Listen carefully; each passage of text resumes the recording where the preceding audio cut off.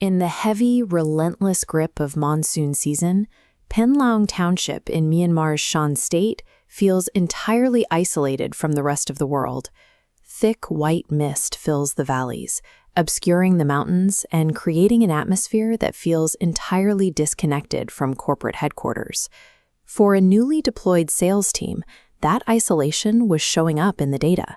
After 2 full months of field operations pushing a new agricultural product, the entire team had closed exactly 1 sale.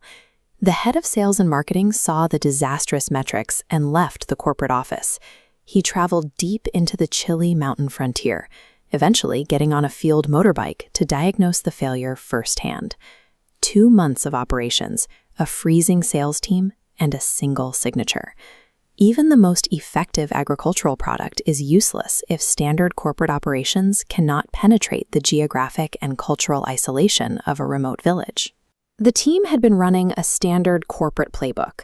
Reps were knocking on doors, highlighting product features, and running the exact demonstrations they had been trained to deliver. The local community responded with a polite, absolute refusal.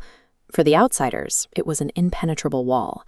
The physical and emotional toll was mounting.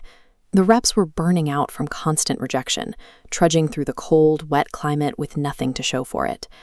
Traditional cold calling relies on creating sudden urgency.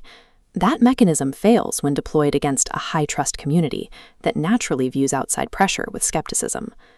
The director and his team rode out to visit their single successful buyer, a local Pa'o farmer.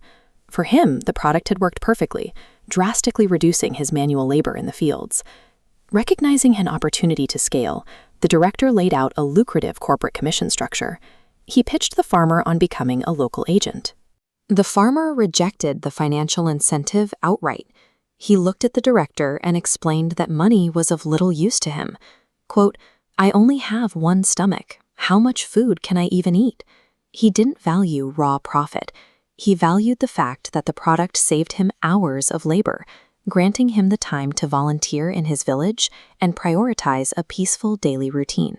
Corporate financial incentives fail completely when they misalign with a local community's actual currency.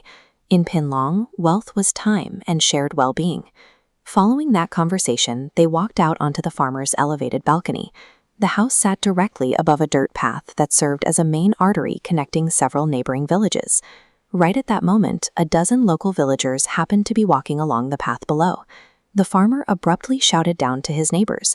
He pointed to his farm and enthusiastically told them the new equipment gave him his time back. He asked if they wanted the same benefit. The neighbors yelled back an immediate, unhesitating yes. There were 0 negotiations. There were no product demonstrations. He simply invited them upstairs, and the villagers walked up and signed the contracts.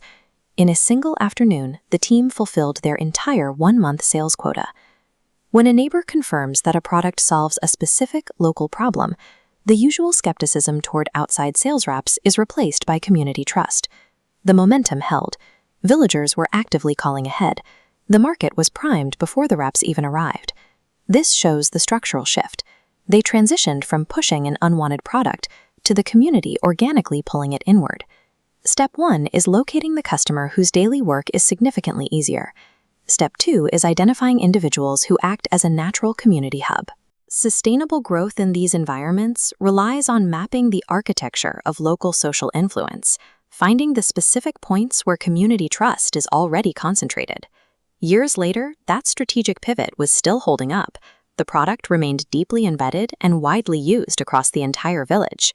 Standing on that balcony, the corporate sales rep recognized a simple truth.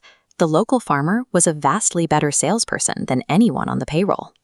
This approach succeeds because it steps away from high-pressure extraction and instead authentically uplifts a community through shared, verifiable value. In tough environments, enduring market growth is built by earning trust customer by customer. Often, your best sales rep is already your happiest user.